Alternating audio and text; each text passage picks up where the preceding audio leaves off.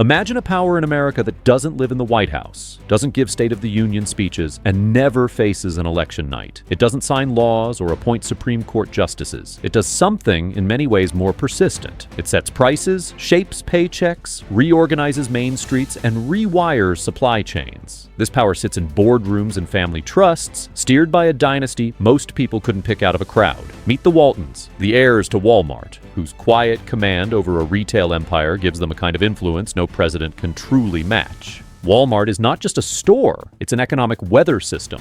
When it moves, whole markets shift. A price cut on milk or diapers ripples through competitors. A new distribution center alters trucking routes and warehouse labor for entire regions. A single buying decision can make or break a supplier's year. And behind that machine sits a family that still holds an enormous stake, accumulating dividends, setting strategy, and projecting soft power through dollars rather than decrees. This is governance by balance sheet, subtle, relentless, and largely unelected. The origin story feels disarmingly simple.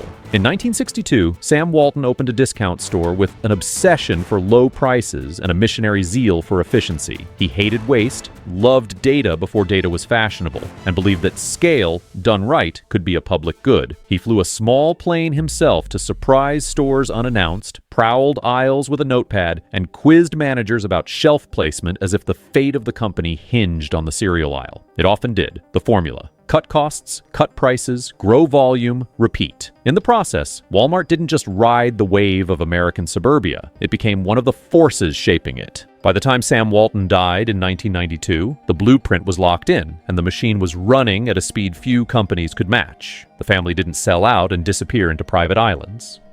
Control remained concentrated. Ownership flowed through trusts and holding companies designed to preserve influence, coordinate votes, and keep the dynasty aligned. That choice, stewardship over exit, turned the Waltons into something rarer than nouveau tech wealth, a multi-generational fortune that compounds quietly across decades, immune to election cycles and indifferent to cable news. To understand the family's power, begin with geography. Walmart's ubiquity means it is effectively woven into the daily life of the nation. The store by the highway exit, the supercenter anchoring a once sleepy town, the neighborhood market cannibalizing the Sunday run to the local grocer. This is infrastructure as much as it is retail. For millions of households, Walmart is where the budget gets balanced. For millions of workers, it's where the weekly hours appear, or vanish, on the schedule. For suppliers from California lettuce growers to Midwest paper mills to Asian contract manufacturers, it is the customer. The terms Walmart sets are the terms you live by.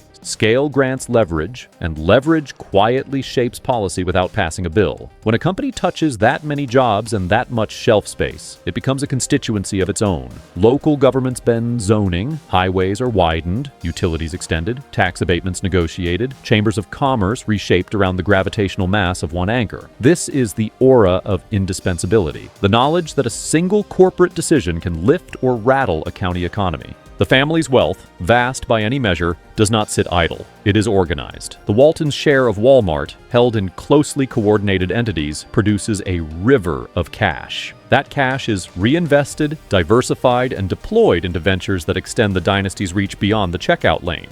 Regional banking, which greases the commerce of entire communities. Energy and logistics, bets that complement retail scale. Real estate that appreciates quietly while commanding permanence. Even professional sports, an NFL franchise in the family fold, confers prestige, civic access, and a seat at tables where mayors and governors listen a little more closely.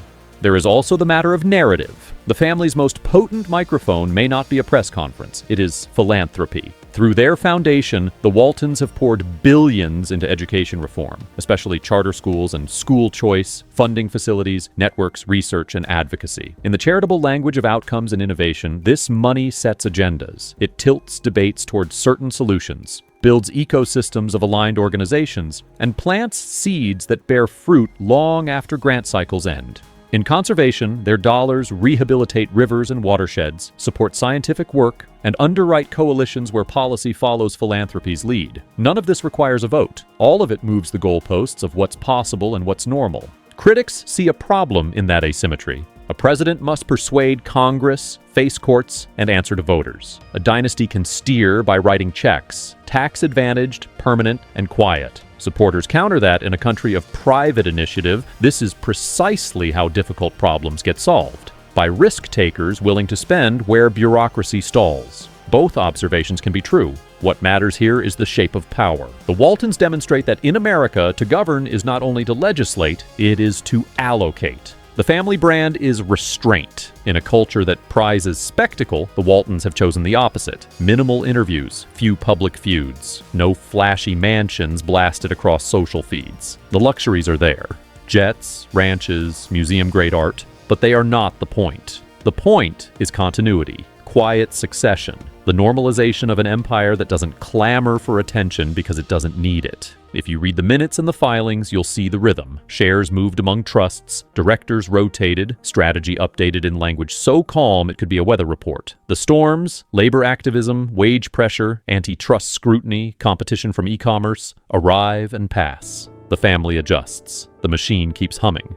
Consider the cultural project anchored in Bentonville, a world-class museum of American art built by the family's art collector, open to the public, free to enter. It is both gift and statement, a reweaving of reputation into the fabric of civic life. Visitors encounter masterpieces steps from corporate headquarters. Town and company blur. The sponsor is a retailer, the setting a forest, the message a reminder. This fortune is not just spreadsheets. It is placemaking. It plants roots, shapes an identity, and gives the dynasty something even wealthier than money: legitimacy. It would be a mistake to romanticize the model. Walmart's advances have coincided with the decline of thousands of small retailers who couldn't match the prices, hours, or inventory. The logistics that make everyday low prices possible also press suppliers for relentless cost reductions, with trade-offs that cascade to factories and farms. The payroll that sustains households across the country can also become a flashpoint for debates over wages, benefits, scheduling practices, and unionization. Power at this scale is never benevolent or malevolent by default. It is consequential, and it is contested.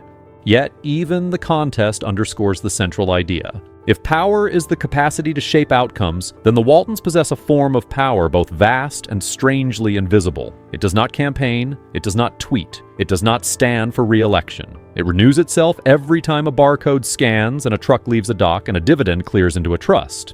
That is the family's true office. Not an address in Washington, but a network of stores, servers, warehouses, banks, ranches, stadium suites, galleries, and foundations. It is a map of the United States with 1,000 anchors. If this opened a new lens on where power really lives, you know what to do. Like the video, drop a comment with the next dynasty you want us to dissect, and subscribe to Luxury Buzz for more cinematic dives into wealth, influence, and the empires hiding in plain sight. The presidency will change hands, the aisles will still be full, and somewhere in Bentonville, the ledger will still be balancing, quietly, decisively, and far beyond the reach of any single election.